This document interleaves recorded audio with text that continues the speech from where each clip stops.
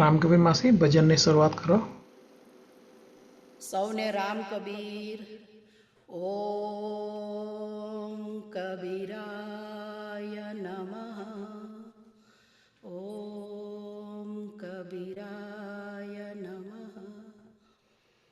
ધ્યાનમૂલં ગુરુર્મૂર્તિ પૂજામૂલં ગુરુપદં મંત્રમૂલં ગુરુર્વાક્ય મોક્ષમૂલં ગુરુકૃપા. આ મંત્રનો અર્થ છે ધ્યાન ધરવા માટેનું મૂળ ગુરુજીનું સ્વરૂપ છે. પૂજા કરવા માટે ગુરુજીના ચરણ કમળ છે. ગુરુજીના વચનો અને ઉપદેશ એક મંત્ર છે, જેટલા જ પવિત્ર અને પ્રેરક છે. અને છેવટે મોક્ષ પ્રાપ્તિ માટે ગુરુજીની કૃપા એ જ એકમાત્ર ઉપાય બની રહે છે.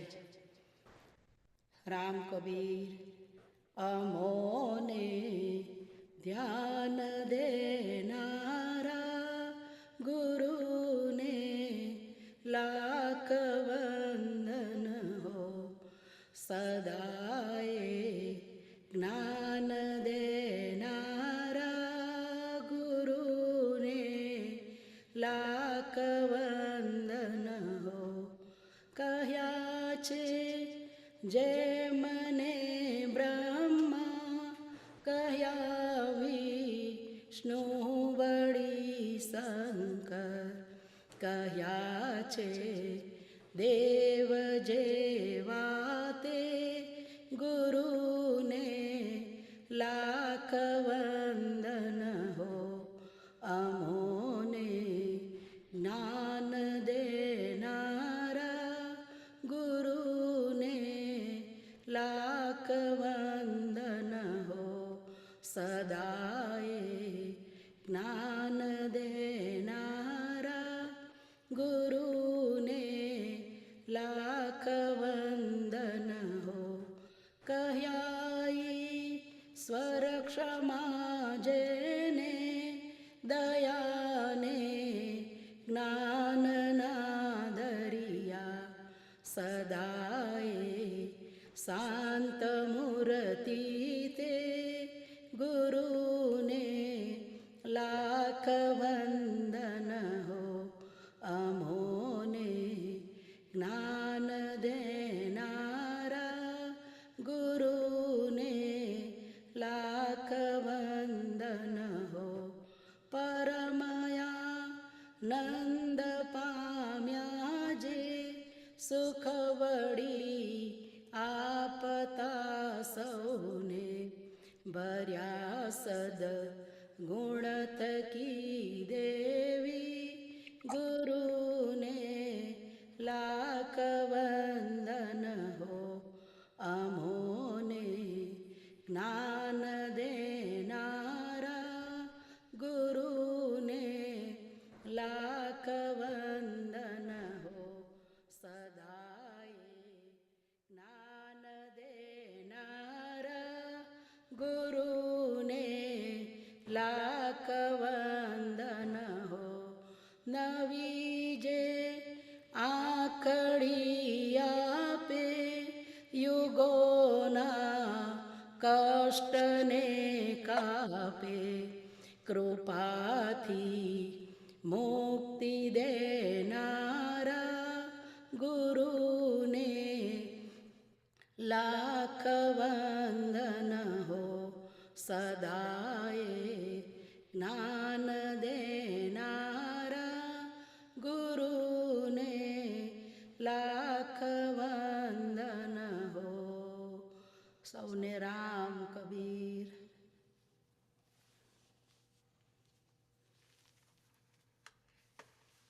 રામ કબીર મીનાક્ષી માસી, તો ખૂબ જ સરસ. આજના શુભ દિન ગુરુ પૂર્ણિમાના દિને તમે ગુરુની વ્યાખ્યા જણાવતી સરસ ભજન પ્રાર્થના ધૂન તમે ગાઈ, એ બદલ તમારો ખૂબ ખૂબ આભાર.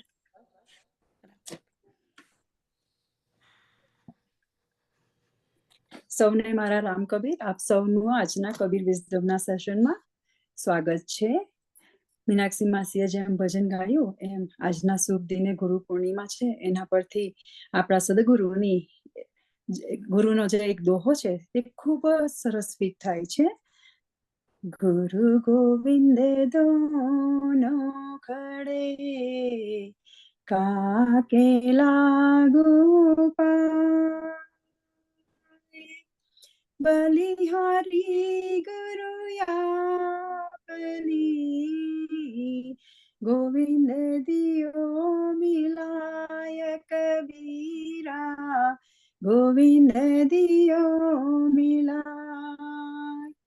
અહીંયા આપણને કબીરજી સમજાવે છે કે ગુરુ અને ગોવિંદ પરમાત્મા જ્યારે સાથે ઊભા હોય ત્યારે પ્રથમ પ્રણામ ગુરુને કરશે, કારણ કે ગુરુ જ છે જે એમને પરમાત્મા સુધી જવાનો રસ્તો બતાવે છે, આપણા જીવનમાંથી અંધકારને દૂર કરે છે, અંધશ્રદ્ધાને દૂર કરે છે અને સકારાત્મક વિચારોને આપણા જીવનમાં લાવે છે.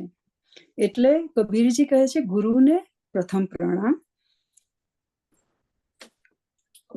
ગુરુ હંમેશા જ્ઞાનનો પ્રકાશ આપણને આપે, આપણા જીવનનો અંધકાર દૂર કરે. આપણા ગુરુઓના આશીર્વાદ આપણા જીવનને હંમેશા પોઝિટિવ રાખે અને આપણા મનને પણ સ્થિર રાખે. એથી આપણું જીવન પ્રકાશિત થાય. એ જ દિલથી પ્રાર્થના અને આજના શુભ દિને સદગુરુ શ્રી કબીર સાહેબના ચરણે આપણા સૌ વતી લાખ લાખ વંદન અને નમસ્કાર. આપ સૌને ગુરુ પૂર્ણિમાની ખૂબ જ શુભકામનાઓ. જુલાઈની 7 તારીખે આપણને એરિઝોનાથી રાજુભાઈ દૈરામભાઈ ભક્તએ આત્મા તત્વબોધ ઉપર પાર્ટ 1 સેશન કરેલું. તેમાં એમણે આપણને મન, બુદ્ધિ અને ચિત્ત એના ઉપર ખૂબ જ સરસ શીખો આપેલી. એને આજે પાર્ટ 2 આપણે આગળ વધારીશું. પહેલામાં એમણે આપણને શીખવેલું કે આપણે મનને કાબુમાં લેવું હોય તો એને બુદ્ધિને હવાલે કરવું પડે. બુદ્ધિને આપણે સ્થિર બનાવવી હોય તો આપણે આપણા ચિત્ત તરફ જવું પડે, ત્યારે આપણને આત્મા તત્વ બોધનું જ્ઞાન થાય. તો રાજુ કાકા, ચાલો આવો અને પાર્ટ 2 અમને આની વધુ સમજ આપો. રામ કબીર. રામ કબીર. વસુદેવ સતં દેવં કંસ ચાણૂરમર્દનમ દેવકી પરમાનંદમ કૃષ્ણમ વંદે જગદ્ગુરુમ. કક્કા કેવલ બ્રહ્મ હે બબ્બા બીજ શરીર સબ में रमि रहा ताको नाम कबीर. शंकरम शंकराचार्यम केशवम बादरायणम सूक्त भाष्य कृतम वंदे भगवंतो पुनः पुनः. આપણે ગત સેશનની અંદર આત્મ તત્વ સુધી જે છે તેને સમજવા માટેનો પ્રયત્ન કરતા હતા, પણ એ સાથે સાથે ત્યાં સુધી પહોંચવાના જે રસ્તાઓ છે તેના અંદર આવી જાય છે. પહેલું તો શરીર, જે શરીર છે એ સ્થૂળ શરીર છે, ત્યાર પશ્ચાત આવે છે સૂક્ષ્મ શરીર, અને સૂક્ષ્મ શરીર પછી આગળ જે આવતું રહેલું છે તે ભાવ શરીર, અને ભાવ શરીર પછી આ ઘણી ઠેકાણે આપણને જે યોગ દર્શનની વાત કરીએ છીએ તો એમાં 7 શરીરોનું વર્ણન છે. અને આપણે આમ સામાન્ય ભાષામાં સંતો મુનિઓ કહેતા રહેલા છે એ પ્રમાણે જોઈએ તો ફક્ત 3 જ શરીરોનું એના અંદર વર્ણન છે. પણ આપણે જ્યારે આત્મતત્વ સુધી જવા માટેનો જો વિચાર કરતા હોઈએ તો તે વખતે આ સાતે સાત શરીરો શું છે એની આપણને થોડી સમજૂતી હોય તો આપણને ક્વચિત આત્મતત્વ તરફ જવા માટેના જે રસ્તાઓ છે તે આપણને એના અંદરની સુગમતા રહે. કારણ કે આપણે માનો કે કોઈક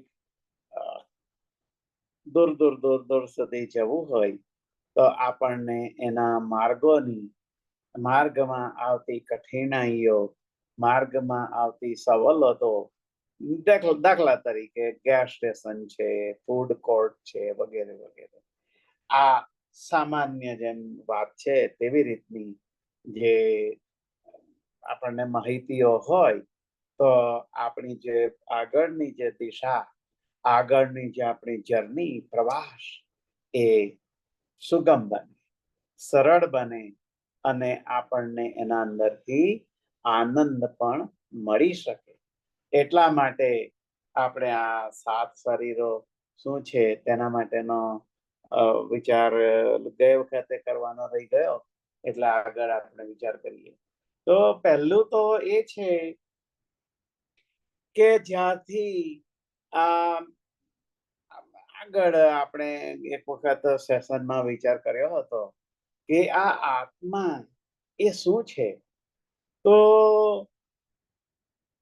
જે નિર્વાણ ષટક આપણે એકવાર વિચાર કર્યો હતો એના અંદર જ્યારે લાસ્ટ પંક્તિની અંદર આદિ શંકરાચાર્ય એમના ગુરુને, ગુરુ ગોવિંદ પાદાચાર્યને કે છે કે ભાઈ હું કોણ છું, તો હું સચ્ચિત આનંદ સ્વરૂપ આત્મ તત્વ છું, જે સમસ્ત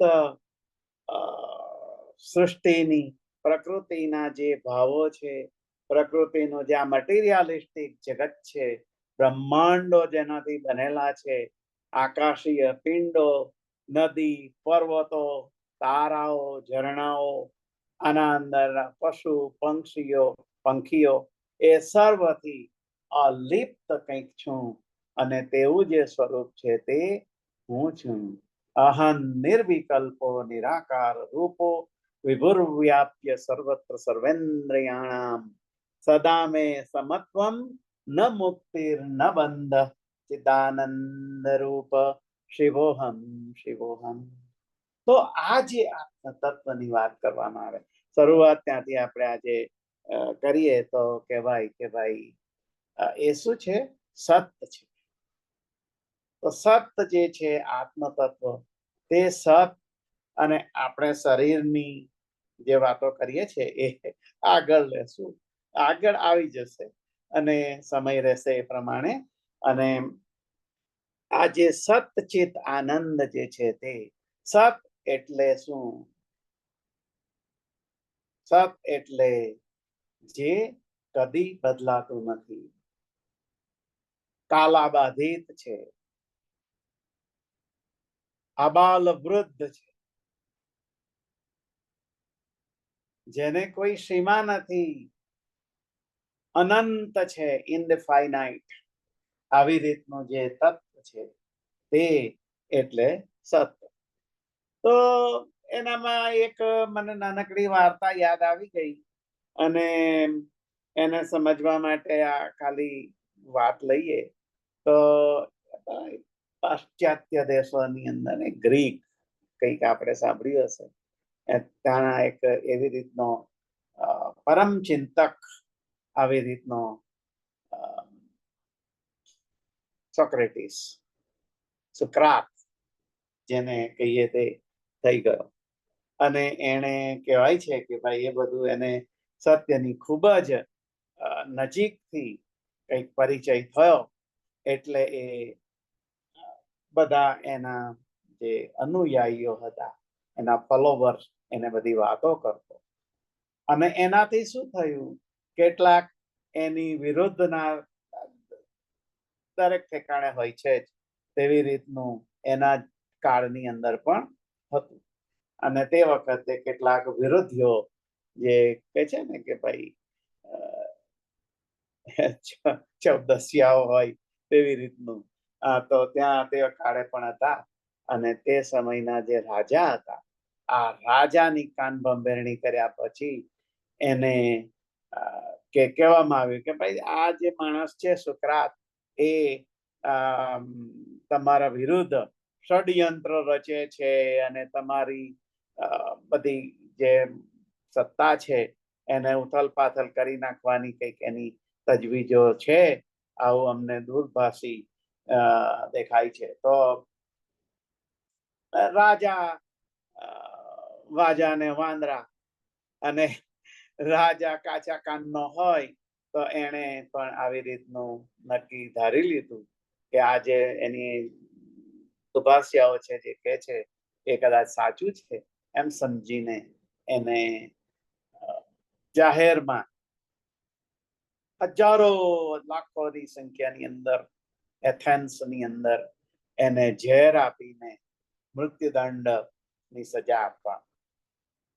તો તે વખતે જે વાત થઈ ને ભાઈ, એ આમાં મહત્વની છે. આ બીજી સ્ટોરીનો કઈ એના અંદર મતલબ નથી, પણ તે વખતે જે કેટલાક એના અનુયાયીઓ પણ ત્યાં હાજર હતા, એમાંના ઘણા દુઃખી અંતઃકરણથી એમને દ્રવિત મને તે દ્રશ્ય જોઈ રહેલા હતા. તેમાંના એક એનો ખૂબ જ નજીકનો જે શિષ્ય હતો, એને એનાથી આ જોવાયું નહીં. તેથી એની નજીક જઈને એમને પૂછે છે કે હે સુકરાત, આપ અમને જે જ્ઞાન આપી રહેલા છો એ સત્ય છે, અને એ જ સત્ય છે, એનાથી બીજું કઈ સત્ય છે જ નહીં. છતાં તમને આ ઝેર આપીને મારી નાખવાની જે પ્રક્રિયા અત્યારે થઈ રહેલી છે, તે વખતે તમને કોઈ ભય કે કોઈ જાતનું દુઃખ નો અનુભવ થતો નથી?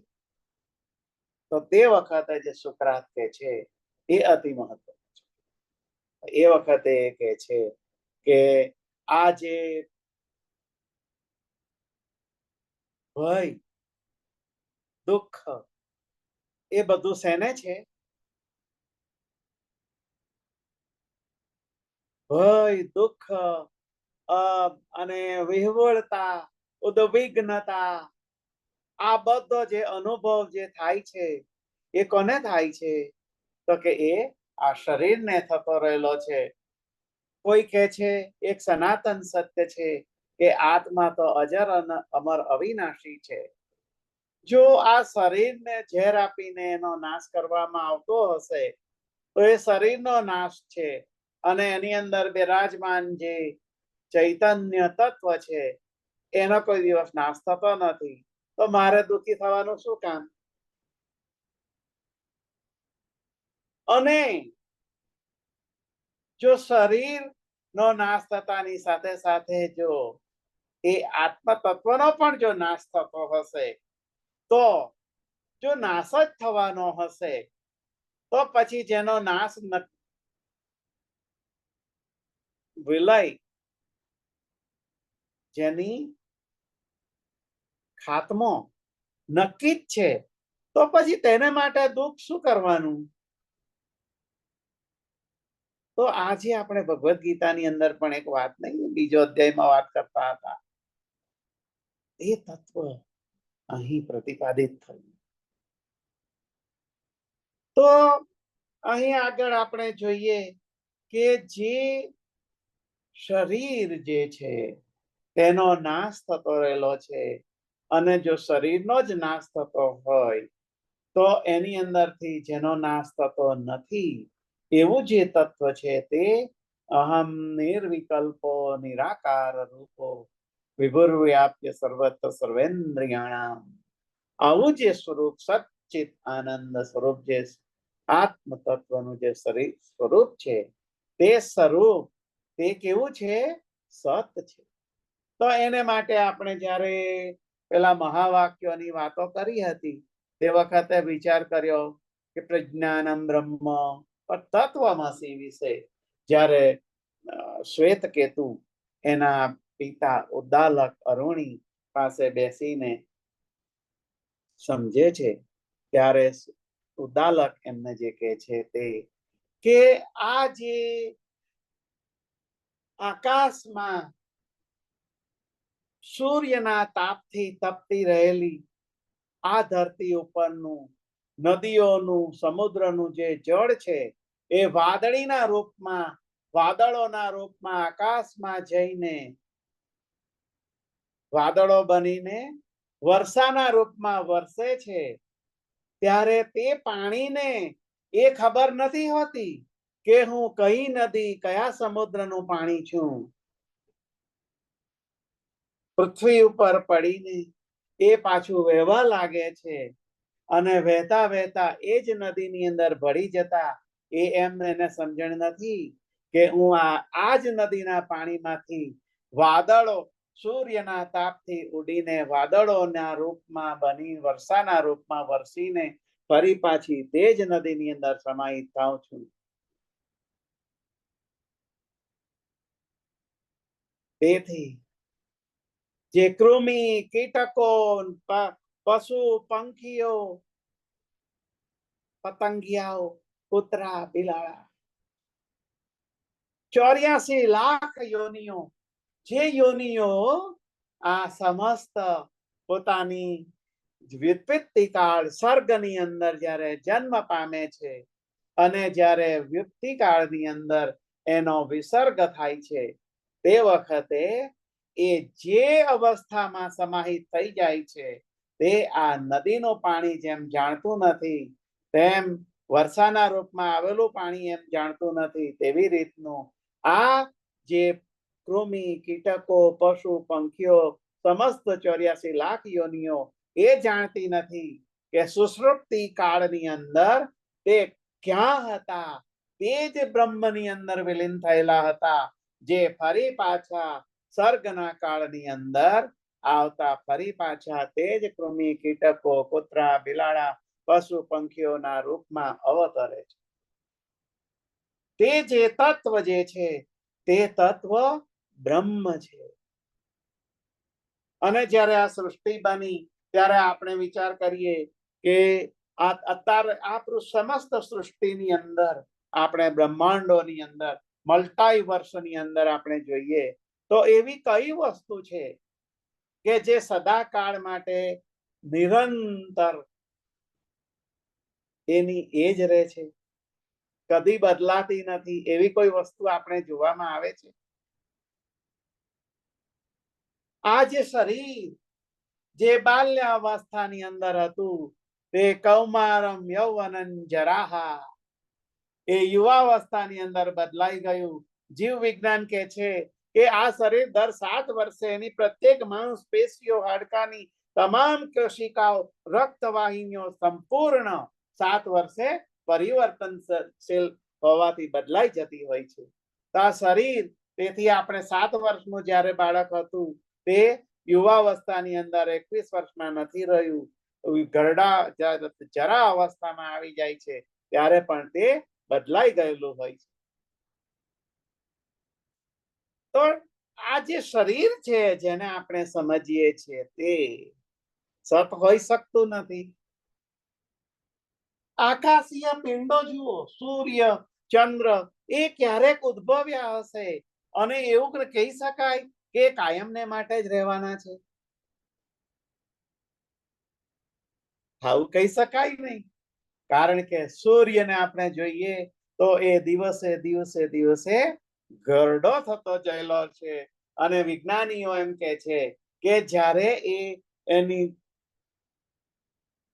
અંત આવવા નજીક હશે ત્યારે એ સંકોચાઈને એકદમ સિકોડી નાનો થઈ જતા હોવાથી એનું અત્યંત જે ગ્રેવિટેશનલ ફોર્સ વધી જાય તેથી એની આજુબાજુના જે આપણે કહે છે ને કે આપણા જે સૌર મંડળની અંદર 8-9 જે ગ્રહો છે એ બધા એની અંદર આકર્ષાઈને સમાહિત થઈ જાય અને એનો લય થઈ જતો હોય છે.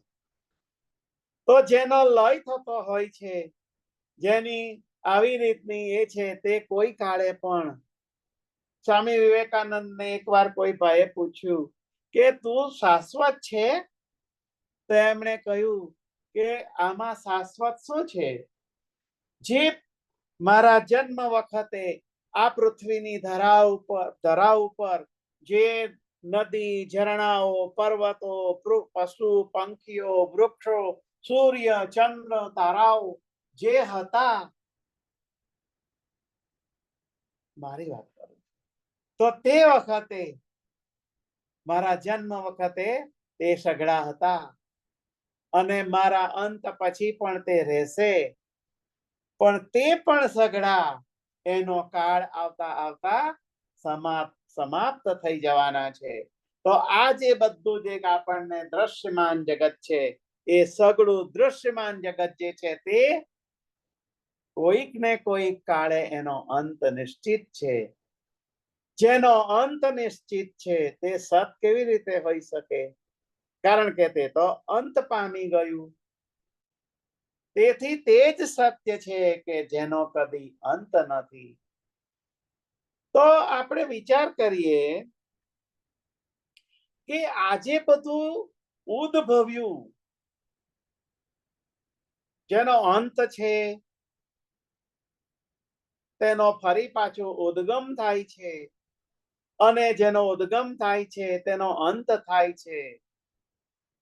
તો એ જે ઉદ્ભવવું અને એનો પ્રલય થવો, એ બધું જે સઘળી પ્રક્રિયા જે છે, એ પ્રક્રિયાને માટે આપણે વિચાર કરીએ તો એ જે અંદરથી ઉદ્ભવ થતો રહેલો છે તે કોઈ એક ઉદ્ગમ સ્થાન છે, અને જે ઠેકાણે એનો અંત થાય છે, તે જે ઠેકાણે સમાહિત થઈ જાય, અંત થઈ જાય છે, તે જે જગ્યા છે, તે જે સ્થાન છે, જે કદી બદલાતું નથી. એટલે કે એનો જે સ્ત્રોત છે તે કદી બદલાતો નથી. તેથી તે સત છે. વૃક્ષના ફળની અંદર રહેલા અસંખ્ય બીજોને જો તોડીને જોવામાં આવે તો એના અંદર કશું જ જોવામાં આવતું મળી શકતું નથી. પણ એ જ બીજની અંદર આખા વટવૃક્ષ થવાની જે ક્ષમતા છે, તે ઉદ્ગમ સ્થાન, તે પરબ્રહ્મ જે છે, તે જે તત્વ છે, તે જે તત્વ છે તે સત છે. તો હવે એ જે સત છે એ કદી બદલાતું નથી, છતાં પણ એ સર્વત્ર છે, અને એ આપણે જોઈ શકતા નથી, છતાં તે અનુભવીએ છીએ. એ કેવી રીતનું? તો તેથી શંકરાચાર્ય આગળ એને માટે કહે છે કે ભાઈ, એ જે ઉદ્ગમ સ્થાન છે, જે સ્ત્રોત છે, જે બ્રહ્મ છે, તે પેલા આપણે દઢીવાળા, ચાર મોઢાવાળા જે બ્રહ્માની વાત પુરાણોમાં આવે છે, તે બ્રહ્મની વાત અહીંયા કરવામાં આવતી નથી. આ જે બ્રહ્મ જે છે, એ બ્રહ્મ એ આ જ્યારે અનંત બ્રહ્માંડોની રચના થઈ તે પૂર્વે પણ હતું, અને આ મલતાઈ વર્ષનો નાશ થયા પછી પણ જે બાકી રહેશે તે જે તત્વ છે, તે બ્રહ્મની અહીં વાત થાય છે. તે સત છે, અને તે સત થકી એના ઉદ્ગમ સ્થાન, એમાંથી જ મારો ઉદ્ભવ થયો છે. તેથી હું જે તત્વ છું તે આ શરીર માત્ર નથી, જે સતત બદલાતું રહેલું છે, જે સતત બાળકોમાંથી યુવાન થયું, ગરડું થયું, અને પછી નાશ પામ્યું, મૃત્યુ થયું. એટલા માટે જ કદાચ આપણે વૈદિકો, એની પાછળનું વિજ્ઞાન છે. એમને કઈ આપણા ઋષિઓએ આવું અપનાવી લીધું નથી કે જે વસ્તુમાંથી ઉદ્ભવી તે વસ્તુ ફરી પાછી તેની અંદર સમાહિત થઈ જાય છે, તો તે સુષુપ્તિ કાળ જે છે તે દરમિયાનની અંદર જે શરીરમાં પ્રવેશ્યું છે, તે શરીર એ સ્થૂળ શરીર છે, જેની આપણે ગયા વખતે વાત કરી હતી. જે 5 તત્વો, પંચ મહાભૂતોમાંથી નિર્મિત થયેલું આ જે શરીર છે, તે જ્યારે મૃત્યુ કાળની અંદર આવે ત્યાં તે વખતે એ ફરી પાછું એને સોંપી દેવાનું, જે પંચ મહાભૂતોમાંથી એ નિર્મિત થયું હતું. પણ એના અંદરથી જે નીકળી ગયેલું જે તત્વ જે છે, તે તત્વ સૂક્ષ્મ તત્વ જે છે, તે સૂક્ષ્મ તત્વ એ જ્ઞાન બુદ્ધિ ચિત્ત અને અહંકાર સાથે આગળ વધતું રહેલું છે. તેમાં રહેલું જે આ મન છે, આ મન વિશે થોડું આજે વિચાર કરીએ. તો ઘણી વાર મને પ્રશ્ન કરવા વાળા પૂછતા હતા કે ભાઈ આ મન એ વાંદરા જેવું છે. વાંદરો આપણે જાણીએ ચંચળ હોય છે આમ તેમ. તો એ વખતે મને એક નાનકડી વાર્તા યાદ આવી ગઈ કે 4 શેઠ હતા, ખાસ ગાઢ મિત્ર હતા, ખૂબ જ ઘનિષ્ઠ સંબંધ હતો એ પરસ્પરનો. અને એ લોકોએ બાળપણથી સાથે હતા. શિક્ષા ભિક્ષા લઈને કોઈ યુનિવર્સિટીમાંથી ગ્રેજ્યુએટ થયા, કોઈ અર્થશાસ્ત્રી થયો, કોઈ વૈજ્ઞાનિક થયો, કોઈ કંઈક થયો, કોઈ કંઈક થયો. પણ ચારેય જણાએ નક્કી કર્યું કે આપણે એક કોઈક જાતનો વ્યાપાર ચાલુ કરીએ. અને એ ચારેય જણાએ વ્યાપારની શરૂઆત કરી.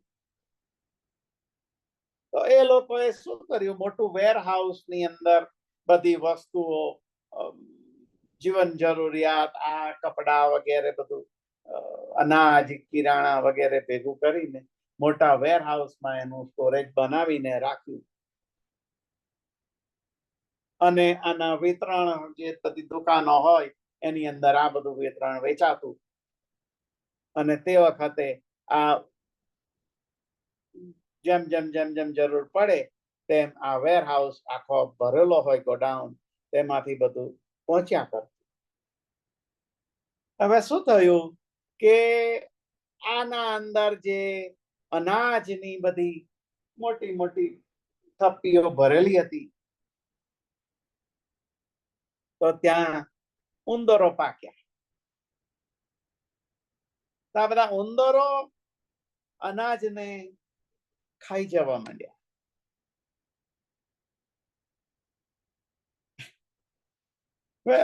એ લોકો શરૂ કર્યો છે વેપાર, અને ઉંદરો જો એનો લાભ લઈ જતા હોય તો એ કેવી રીતે શક્ય થાય? એટલે એમાંના 3-4 જણાએ મીટિંગ કરી અને નક્કી વિચાર્યું કે ભાઈ ઉંદરની શું દવા?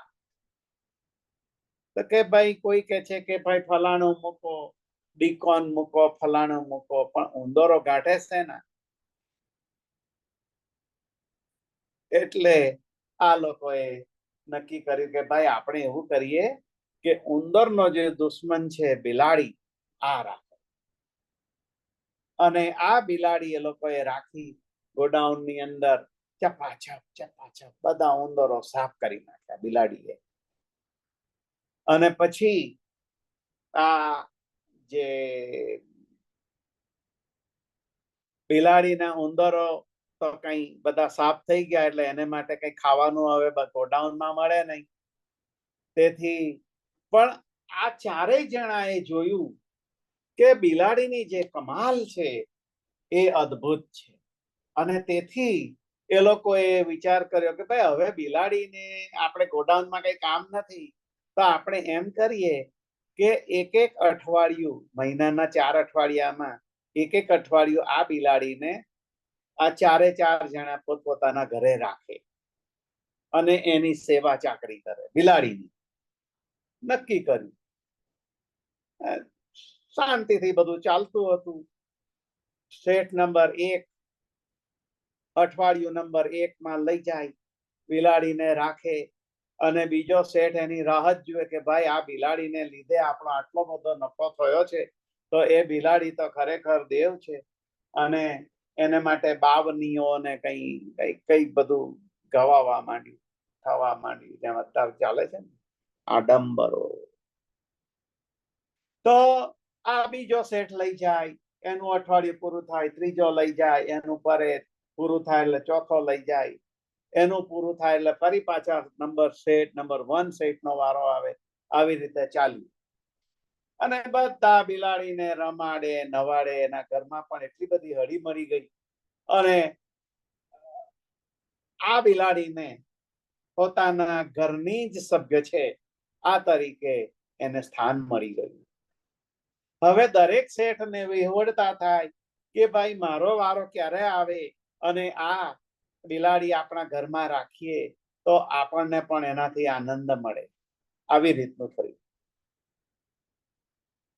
હવે શું થયું કે આ બિલાડી છે તો એકલી બિલાડી હવે સોંપતી નથી.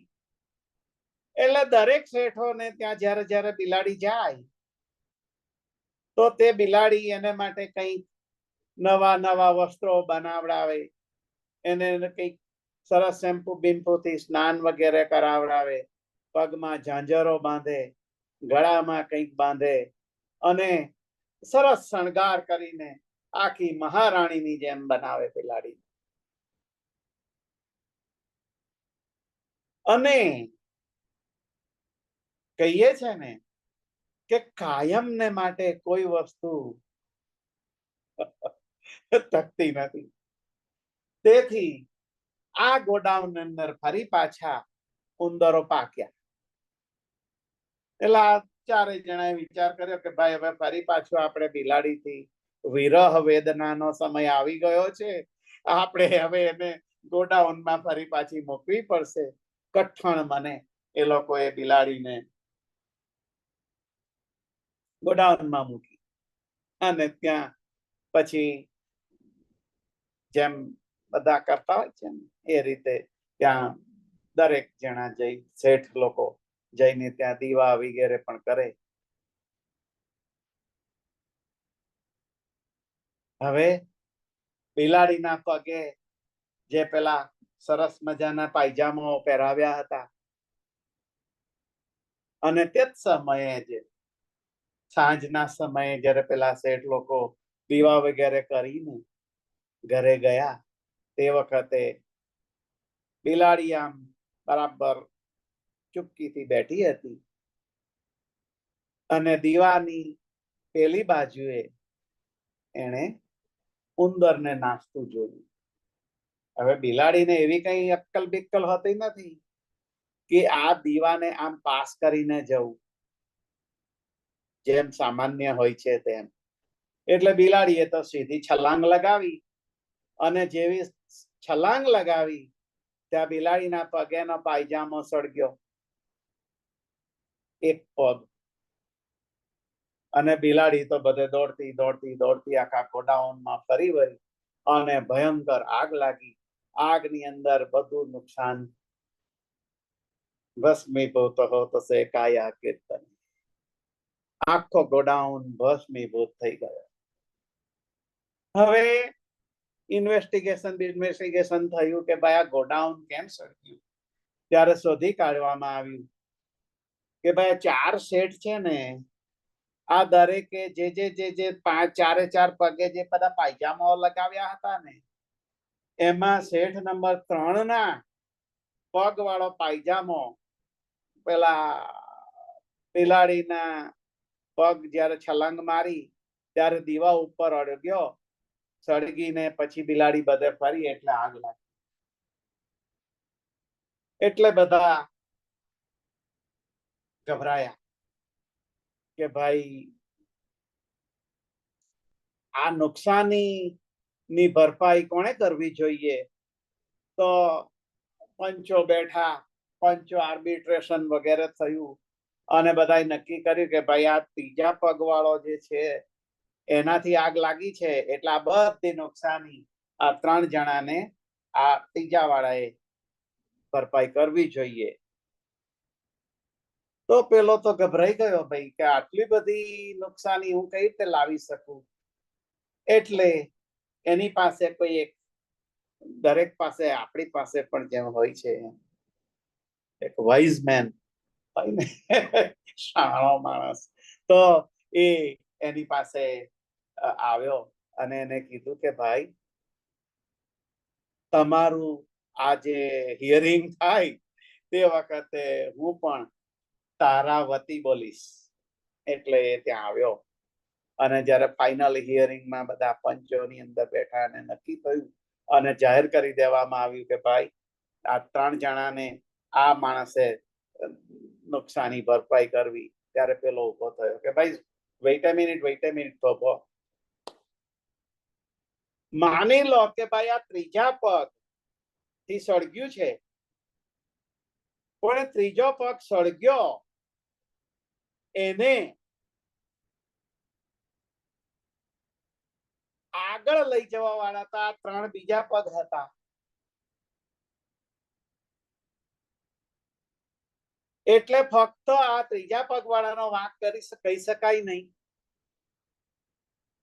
ત્રીજો પગ સળગ્યો એ તો અહીં બેસી રહ્યા, પણ જે 3 પગે દોડ્યા, આ બિલાડી જે દોડી અને આગ લાગી, તેથી વાંક કોનો છે? આ 3 પગનો. તેથી ખરેખર ભરપાઈ આ 3 જણાએ થઈને આને આપવી જોઈએ, શેઠ નંબર 3 ને. તેવું અહીં છે. મન બુદ્ધિ ચિત્ત અને અહંકારમાં આપણે જે મનને કાયમ ભોગવીએ છીએ તે જો મન ખરાબ જ હોય તો પ્રકૃતિએ આપણને મન સાથે જન્મ આપવાની શી જરૂર? મન ખરાબ હોતું નથી. તો આ મન જે છે એનો ખોરાક શું? મનનો ખોરાક છે આશા, ઈચ્છાઓ, વાસનાઓ. દરેક ઠેકાણે આપણે જોઈએ છીએ તો વાસનાઓ, ઈચ્છાઓ, કંઈક સારું આપણે જોઈએ જે નાશવંત જ છે. ત્યારે આપણે જોયું કે આ સમસ્ત બ્રહ્માંડની અંદર મોટા મોટા તારલાઓ પણ નાશવંત છે, જે એક દિવસ ઉદ્ભવ્યા છે, જે બીજે દિવસે એનો નાશ છે. બીજે દિવસ એટલે વેરી નેક્સ્ટ એની વાત થતી નથી. કાળક્રમાંતે તે નાશ પામે છે. તેવી રીતનું જે વસ્તુનો નાશ છે તેની અંદરથી તમને સુખ કેવી રીતે મળી શકે? માનો કે મને કઈક સોનાની અંદર બહુ આકર્ષણ છે, તો આ સોનું જે છે એ ક્યારેક ક્યારેક ઉદ્ભવ્યું તો ક્યારેક ક્યારેક તેનો નાશ છે. જો તેનો નાશ જ થવાનો હોય, પેલો સુકરાત કહે છે તે પ્રમાણે, તો તેને માટે શોક અને હરખ શું? તેથી પાનબાઈ ને ગંગા સતી કહે છે, સુખ અને દુઃખની જેને આવે નહીં હેડકી પાનબાઈ. વીજળીના ચમકારે મોતીડા પરોવો પાનબાઈ, પલકમાં થાશે અંધારુજી. તો આપણે જેને કાયમને માટે વગોવતા રહેલા છે એવું જે મન છે, આ મનને આપણે દોષી કેમ ઠરાવીએ છીએ? તો પહેલું આપણે જે મન ઉપર જે આવરણો, ગયા વખતે આપણે જેમ ચિત્ત ઉપરના જે વલયો આવરણોની વાત કરતા હતા, તેમ આ મન ઉપરના જે પડદાઓ છે, જેને માટે કબીર સાહેબ કહે છે કે ભાઈ આ ઘૂંઘટ કે પટ ખોલ મનવા, ઘૂંઘટ કે પટ ખોલ. તો આ પડદાઓ જે છે એ ખોલવા માટે આપણે એના તરફ વિચાર કરવો જોઈએ. અને તેથી આપણે આના ઉપર અત્યાર સુધી જે વાત થઈ તે આ છે કે ભાઈ આ મનના જે પડદાઓ છે તે આપણને તો એમ જ લાગે કે દોષી કોણ છે? મન છે. પણ મનને પણ દોડાવવા વાળી જે વસ્તુઓ છે તે પેલા બિલાડીના 3 પગો. એટલે તેને માટે આપણે વિચાર કરતા ઉદ્યોગ તો થવો જોઈએ, તેનો આપણે અત્યારે વિચાર કરીએ કે ભાઈ મન જે છે એનો ખોરાક શું, તો આપણે પહેલું નક્કી કરીએ કે ભાઈ મારે મનની ઉપરનો જે પડદો હટાવવો હોય તો શું જોઈએ, તો કે ભાઈ એ મન જે છે એને નિર્મળ, અને જે શરીર છે, જે આપણે પેલા 7 શરીરોની વાત કરીએ, બધું એક સાથે લઈએ છે એટલા માટે કે આપણને સાથે સાથે જો લઈએ તો પછી એમાં શું થાય, આપણો જે સ્વભાવ છે ને ભાઈ, તે ઘડીકમાં આટલો વિચાર કરીએ, પછી વચ્ચે થોડો અધ્યાહાર આવી જાય તો પેલો પાછળનું જે છે ભૂલાઈ જતું હોય છે, એટલે આગળ ફરી પાછું ગુચવાઈ જઈએ કે આ અંદર શું આવ્યું, કહીએ છે ને આપણા ભારતનો જે ઇતિહાસ છે, આ ઇતિહાસની વચ્ચેથી 200 વર્ષની ગાપચી ઉડાવી દેવામાં આવી. તેથી આજે ભારતનો જે યુવાન છે, જે અત્યંત તેજસ્વી છે, જેને માટે એવું કહેવાય છે કે એતદ્ દેશ પ્રસૂતસ્ય સકાશાદગ્ર જન્મનઃ સ્વમ સ્વમ ચરિતમ શિક્ષેરન પૃથિવ્યામ સર્વમાનવા.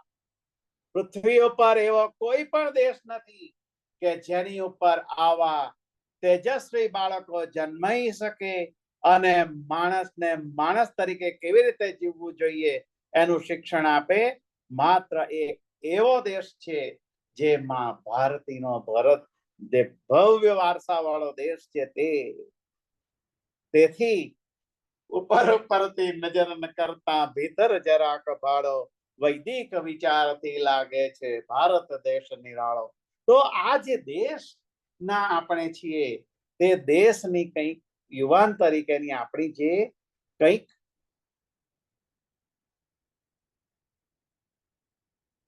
આપણી કંઈક જવાબદારી બને છે, અને જવાબદારી આપણે જો શીખી સમજીએ તો આ મનુષ્ય જીવન તરીકેનો આપણું જીવન સાર્થક થાય. તેથી જ કદાચ શંકરાચાર્ય કહે છે મનુષ્યત્તમ મોક્ષત્તમ મહાપુરુષ સંશ્રયા મનસા દેહી દેવતા કો દુર્લભ. એ આ જે મન છે, આ મન ઉપરની જે આવૃત્તિઓ છે, તો પહેલી આવૃત્તિ શું છે કે ભાઈ એના અંદર શું અસંખ્ય ઈચ્છાઓ જન્મે છે, વાસનાઓ જન્મે છે, અને એના અંદર કઈ કામનાઓ છે, એના અંદર કાયમ જ. તો એનો આપણે સૂક્ષ્મતાથી વિચાર કરીએ, બારીકાઈ અતિ સૂક્ષ્મતાથી આપણે જો એનો વિચાર કરીએ તો આપણને સમજાશે કે ભાઈ આ જે કઈ પણ એક વસ્તુ છે, એક ફિનોમિનન આપણે વિચારીએ કે કોઈ પણ એક વસ્તુ છે, તો આ વસ્તુને જોયા પછી સમજી લો એક સુંદર સ્ત્રી, તો આ સુંદર સ્ત્રીને જોયા પછી જુએ છે કોણ? આંખ જુએ છે. તો આંખ એ સુંદર સ્ત્રીને જુએ છે, એ જ સુંદર સ્ત્રીને બાજુમાં બેઠેલું કૂતરું પણ જુએ છે, અને જે પશુ પંખીઓ ઉડતા આકાશમાં છે તે પણ જુએ છે. ચલિત કોણ કોણ થાય છે? કૂતરું થાય છે. સુંદરતાથી પ્રભાવિત કોણ કોણ થયું? કૂતરા પાસે પણ આંખ છે, બિલાડા પાસે પણ આંખ છે, પશુ પંખીઓ પાસે પણ આંખ છે, માણસ પાસે પણ આંખ છે. ચલિત કોણ થયું? તો અહીં એ વિચારવાનું કે આંખ માત્ર આ જે સ્થૂળ શરીરની જે વસ્તુઓ છે તે જે સતત નાશવંત છે, તે નાશવંત થઈને જે મનને ચલિત કરાવવા વાળી હોઈ શકે નહીં. તો માનો કે આપણે આંખ બંધ કરીએ અને પછી એક સુંદર દ્રશ્ય જોયું હોય, તેની કલ્પના કરીએ તો એ અંદર ફલિત થાય છે, દેખાય છે કે નહીં? તો એ એવું નથી હોતું. આંખ તો તે વખતે કામ પણ કરતી નથી, જે સામાન્ય ચર્મચક્ષુ કામ પણ કરતા નથી, છતાં અંદર રહેલી કંઈક વસ્તુ જે કંઈક છે તે તેનો અનુભવ કરે છે. તો તે અનુભવ કરવા વાળું જે તત્વ, જે શક્યતા છે અનુભવ કરવાની, તે શક્યતા શેમાંથી ઉદ્ભવી? આંખ નથી. આંખ બંધ કર્યા પછી પણ તે થાય છે. તો તે જે છે તે આપણે એને માટે કહીએ છીએ કે ભાઈ એક આ મન. તો આ મનની અંદર શું થાય છે? તો પહેલું તો એક કોઈ વસ્તુને જુઓ તો આપણને શું આવે? વિચાર આવે. સુંદર સ્ત્રીને જોઈને આપણને વિચાર આવે, અને વિચાર આવ્યા પછી કામ વાસના ઉદ્ભવે. તો એ કામ વાસનાનો ઉદ્ભવ થવું એ જોયા પછી, વિચાર આવ્યા પછીની વસ્તુ છે. કહેવાનો અર્થ આ છે.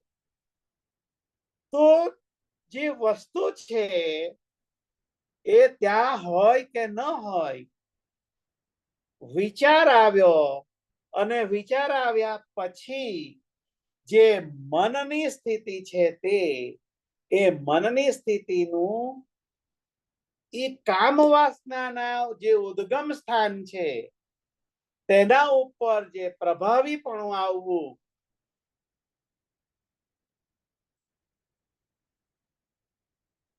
કામ વાસના જ્યાં ઉદ્ભવે છે ત્યાં તેનું ઉદ્ભવપણું થાય છે. તો એ ઉદ્ભવ સ્થાન જે થયું તેનું જો બારીકાઈથી નિરીક્ષણ કરવામાં આવે તો એક આ ઈચ્છા, વિચાર અને વિચારથી આપણને જોઈએ વિચાર તો આવ્યો, માનો કે એક સુંદર આપણે સરસ મજાની કાર જોઈ અને એ કારને પ્રાપ્ત કરવા માટે મને વિચાર આવ્યો, તો એને માટે શું જોઈએ? શક્તિ જોઈએ. શક્તિ ત્યાંથી જન્મી. કામ. કામ ક્યાંથી જન્મ્યો? કામ જન્મ્યો. તેથી જ ભગવદ્ ગીતામાં એક સૂત્ર કીધું છે કે ભાઈ જન્મે આસક્તિથી કામ, કામથી ક્રોધ નીપજે, ક્રોધથી મૂઢતા આવે, મૂઢતા સ્મૃતિને હરે, સ્મૃતિ લોપે બુદ્ધિ નાશ, બુદ્ધિ નાશે વિનાશ છે. તો જે ઈચ્છા શક્તિ છે, જે કામની કામ વાસના છે, જેને માટે કામ વાસના એટલે આપણે ફક્ત સેક્સ્યુઅલ વાત જ વાસનાની વાત થતી નથી. કંઈ પણ પ્રાપ્ત કરવા માટેની જે ઈચ્છા છે તેને માટેની આપણે વાત કરીએ છીએ. તો કંઈ પણ વસ્તુ જે સ્થૂળ જગત જે છે, જે દ્રશ્યમાન જગત છે, તે આ દ્રશ્યમાન જગતની અંદરથી આપણને એ પ્રાપ્ત કરવા માટેની જે પ્રચંડ અભિલાષા થાય અને એને માટે આપણે શું કરીએ?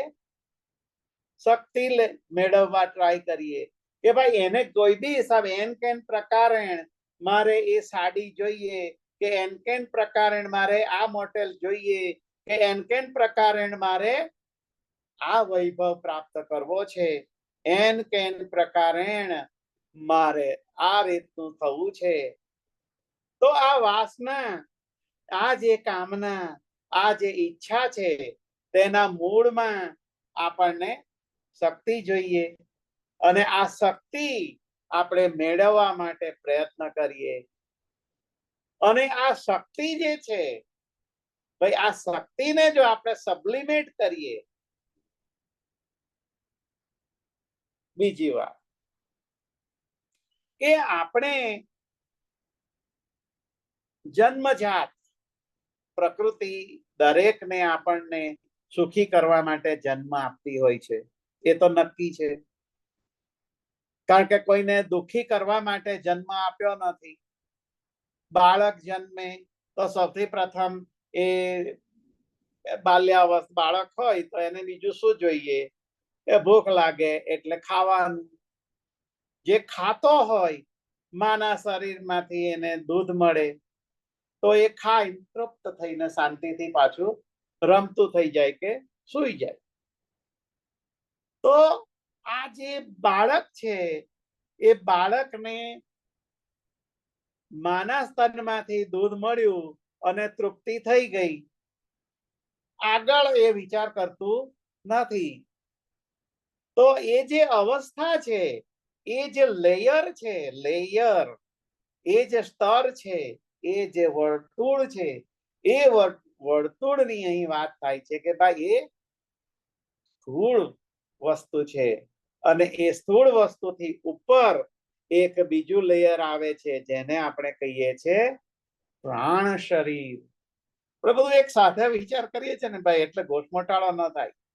આ જે પ્રાણ શરીર છે એ સ્થૂળ શરીર કરતા પણ થોડું વિશાળ છે. આપણે નહીં દેવી દેવતાઓની ફરતે પેલું આમ ગોળ ગોળ ગોળ ગોળ તેજસ્વી કઈક ચક્ર ફરતું દેખાય, આ શું આભા હોય છે એને કઈક ઓરા કે છે. તો આ જે દેખાય છે તે આપણું જે સ્થૂળ શરીર છે એના કરતા એની અંદર ડેવલપ થયેલું જે પ્રાણ શરીર છે એ થોડું વિશાળ હોય છે. હવે એ જે પ્રાણ શરીર છે, અત્યાર સુધી આપણે પ્રાણીઓ, પશુ પંખીઓ અને આપણા મનુષ્યની અંદર પ્રાણ જે પ્રાણકોષ જેને કહીએ છે ને, પ્રાણ અન્નમય કોષ, પ્રાણમય કોષ, તેમ આ જે સ્થૂળ શરીર છે તે અન્નમય કોષથી નિર્મિત થતું છે અને પ્રાણ શરીર છે તે પંચવાયુઓ જેને પ્રાણ કહેવામાં આવે છે તે. તો એના માટે આપણે આજે થોડોક વિચાર કરી લઈએ, તેથી મનની ઉપરનું જે આ આવરણ છે ને તેની અંદર આપણને થોડી હેલ્પ રહે. તો આ મન જે છે તે આ પ્રાણ શરીર થી આગળનું છે, જેને મનોમય શરીર કહેવામાં આવે છે. જેને મનોમય શરીર ની નીચે, મનોમય શરીર એ પ્રાણ શરીર કરતા પણ ઊંચું છે, સૂક્ષ્મ છે. તો આ જે પ્રાણ શરીર છે ભાઈ, તે પ્રાણ શરીરની અંદર આપણે બાળકની વાત કરીએ તો બાળક આપણે જોઈએ તો એની પાસે ખૂબ પ્રાણ શક્તિ હોય. પ્રાણ શક્તિ. તો આ બાળક જ્યારે નાનું હોય ત્યારે આપણે જોઈએ છે કે અતિશય એની પાસે ઉર્જા હોય, શક્તિ હોય અને એ પ્રાણથી સતત એ અતિ તેજસ્વી હોય. એક વખત શું થયું, અમેરિકામાં એક બહુ મોટો પહેલવાન હતો અને આ પહેલવાનને ચેલેન્જ આપવામાં આવી કે ભાઈ તું આ બાળક જે કરે એ તારે એની સાથે 24 કલાક કરવાનું. તું બહુ પહેલવાન છે તો તારે જો આ કરી શકશે બાળક સાથે તો તને કંઈક ઇનામ બિનામ આપશું. આવી રીતનું પહેલવાન ખુશ થઈ ગયો કે બાળક બહુ તો શું કરે, બાળક તો કંઈક ઢીંગલા સાથે રમે, કંઈક માટીના ઘર બનાવે, કંઈક દોડતું હોય, ત્યાં દોડતું હોય, કંઈક કુદાકા મારતું હોય. બાળક જે કરે એ પેલા પહેલવાને પણ કરવાનું. તો પહેલવાન તો કલાકમાં થાકી ગયો. એની પાસે જબરદસ્ત શક્તિની, શરીરની શક્તિ છે, છતાં પણ એ થાકી ગયો. કેમ થાકી ગયો? એની પાસે પ્રાણ શક્તિ ઓછી પડી ગઈ. અને તેથી જ જે આયામોની વાત કરે છે ને એમાં પ્રાણાયામ આવે છે. પ્રાણાયામ એટલા માટે જ લેવામાં આવ્યું છે કે ભાઈ આપણે જે પ્રાણ છે ને શરીરની અંદર લઈએ છે તો તે વખતે આમ શ્વાસોશ્વાસ જ્યારે કરીએ ને નોર્મલી આમ 1 મિનિટમાં આપણે 15 વખત શ્વાસ કરતા હોઈએ છીએ. આયુર્વેદ કહે છે 21,600 શ્વાસ ચાલે. 21,000 શ્વાસ ખાસે જી. ગંગા સતી પણ પાનબાઈને કહે છે મેરુ તો ડગે પણ જેના મન ના ડગે પાનબાઈ 21,600 શ્વાસ ખાશે જી 21,600 શ્વાસ તમારો એક દિવસ ખાઈ જશે અદ્ભુત વિચાર છે જબરદસ્ત ગંગા સતીનું જે આ જે તત્વ જ્ઞાન છે તત્વ દર્શન છે નિરાંતે બેસીને વિચારજો વિચાર કરવા જેવી બાબત છે એટલે આ જે મન છે ને તો આ મનની સાથે આપણે આગળ જેમ આ અન્નમય કોષ અન્નમય શરીર પછી આવે છે પ્રાણમય શરીર તો પ્રાણમય અન્નમય જે શરીર છે તે ફક્ત પેલો પહેલવાન કેમ થાકી ગયો અને ખૂબ એની પાસે શક્તિ હતી પણ થાકી ગયો કેમ કારણ કે બાળક પાસે જે પ્રાણ શક્તિ હતી તે જબરદસ્ત છે કારણ કે એ પ્રાણને પૂરેપૂરો અંદર શરીરમાં ધારણ કરે છે આપણે જોઈએ સામાન્ય રીતે શું કરીએ આપણે જ્યારે મોટા થઈ ગયા હોય ને ત્યાર પછી ફક્ત છાતીમાંથી શ્વાસ લેતા બહાર કાઢતા હોઈએ એટલે આપણી જેટલો પ્રાણ અંદર શરીરમાં જવો જોઈએ એટલો જતો નથી બાળક શું કરે બાળકને એકદમ ધ્યાનથી જોશો તો ખ્યાલ આવશે એ પેટ સુધી પેટ ફૂલીને એ જ્યારે શ્વાસોશ્વાસ કરે છે ત્યારે એનું પેટ ફૂલી જાય છે અંદર પટલ હોય છે ને ફેફસાની નીચે એ ફેફસા ફૂલે એટલે પેલો પટલ નીચે દબાય અને આખું પેટ ફૂલી જાય તો જ્યારે આપણે છાતીમાંથી શ્વાસ લેતા હોઈએ ત્યારે પૂર્ણ ફેફસા ભરાતા હોતા નથી પૂર્ણ એને ઓક્સિજન મળતો નથી પૂરેપૂરો પ્રાણ મળતો નથી તેથી આ જે પ્રાણ છે એ પ્રાણ પૂરેપૂરો ન મળવાને લઈને ફક્ત એની જે શરીરની જે અવસ્થા સ્થૂળ શરીરની અવસ્થા અન્નમય શરીર જે છે ત્યાં સુધી જ સીમિત થઈ જવાને લીધે એ પ્રાણમય શરીર સુધી પહોંચી શકતો નથી અને પ્રાણમય શરીર સુધી એ પહોંચી શકતો ન હોવાથી આગળનું તો જ્યાં મન સુધી પહોંચવાનું છે તે પહોંચવાનું બાકી જ રહી જાય છે અને જે બીજા પ્રાણીઓ અન્ય પશુ પંખીઓ જે બધા યોનિઓ છે એ બધી યોનિઓ આપણી સરખી જ છે જે પ્રાણ સુધી જ સીમિત હોય છે આગળ મન સુધી પહોંચતી નથી એની પાસે હોતું જ નથી મનુષ્ય પાસે તે અર્થાત છે આમ તો 22 જાતના આયામો છે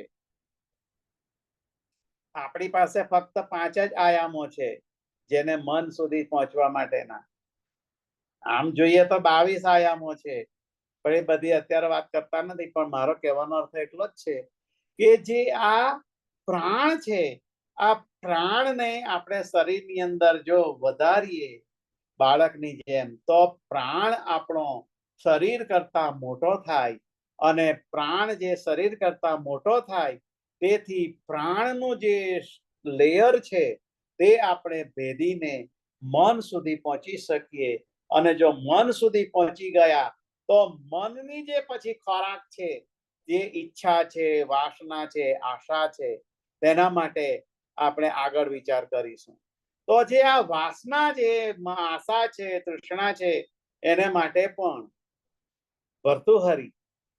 ભર્તૃહરિનું નામ કોણે સાંભળ્યું ન હોય ન સાંભળ્યું હોય તો હવે સાંભળશું પણ ભર્તૃહરિએ એક શતક લખ્યું જેની અંદર કહ્યું છે તૃષ્ણાન છિંદી જે આ આશા તૃષ્ણા જે કહીએ છે ને વાસના એ તૃષ્ણા કોઈ દિવસ મટતી નથી સપ્લિમેન્ટ જ કરવી પડે માનો સમજી લો કે ભાઈ મારે કોઈ પણ જાતની ઈચ્છા નથી રાખવી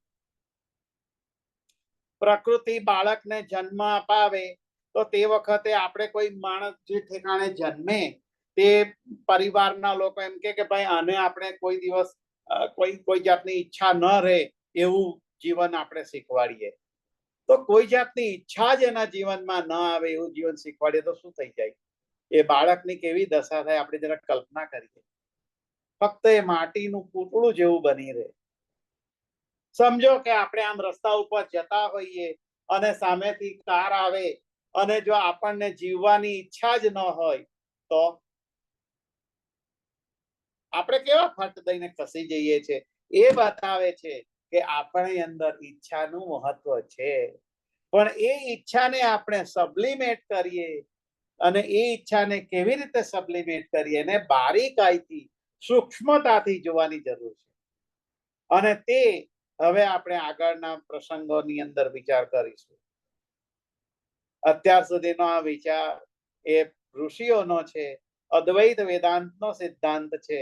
અદ્વૈત વેદાંતના જ વિચારો એ અતિ પવિત્ર છે અને માણસને સાચા અર્થમાં પરબ્રહ્મ સુધી પહોંચાડવાની જેની શક્તિ છે તેવી રીતનો વિચાર છે. તેથી આ કહેવામાં કઈ રજૂઆતમાં કઈ મિસ્ટેક થાય તો એ ક્ષતિ સુધારીને લેશો. આજ સર્વેત્ર સુખિનઃ સંતુ સર્વે સંતુ નિરામયા સર્વે ભદ્રાણી પશ્યન્તુ મા કશ્ચિત દુઃખ માપ્નુયાત.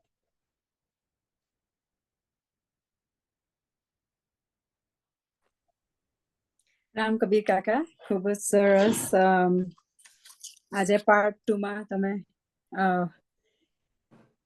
ચિત્ત, મન, ઈચ્છા, વાસના બધા ઉપર વધારે પ્રકાશ પાડ્યો. એમના માટે તમારો ખૂબ ખૂબ આભાર. સમયના અભાવે આપણે આગળ ડિસ્કશન હવે આવતા રવિવારે પાર્ટ 3 માં કરીશું. અને જો કોઈ ભાઈ બહેનો અહીંયા ઉપસ્થિત છે એમને કોઈ સવાલ જવાબ હોય તો ટૂંકમાં આજે પૂછી લઈએ અને સમાપ્તિ કરીએ.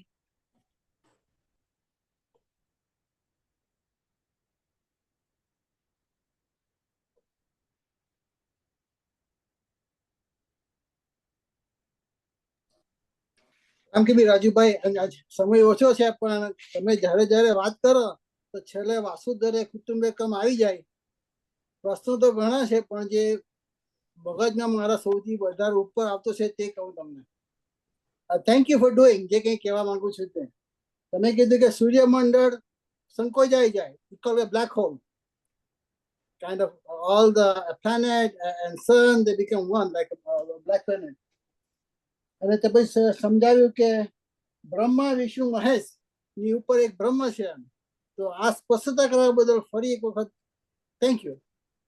ઘણા જણને મળવા જાય તો એ બધા ભગવાન કે રામકૃષ્ણ બધા ભગવાન છે પણ they don't think it as બ્રહ્મ અને ભગવાનની વચ્ચે શું ફરક છે. તો one more time Ram Kabir.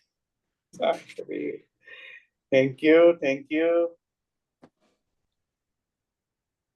Thank you દીપકભાઈ. રામ કબીર કાકા, આપણે ડેફિનેટલી આવતા રવિવારે મળીશું આના 3જા ભાગમાં.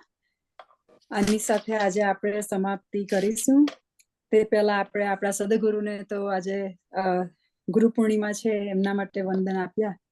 આપણા બીજા ગુરુઓ છે આપણા જીવનમાં એ છે આપણા માતા પિતા, શિક્ષકો, જે અકાદમિક રીતે આપણા જીવનમાં આપણને ગાઈડન્સ આપે છે, મિત્રો, સગા સંબંધીઓ. અને પુસ્તકો તમે વાંચો એ પણ જ્ઞાન આપે, પ્રકાશ આપે આપણા જીવનમાં. તો એમને પણ આજે ગુરુ પૂર્ણિમાની નિમિત્તે વંદન. આની સાથે આજે આપણે આજના પ્રોગ્રામની સમાપ્તિ કરીશું.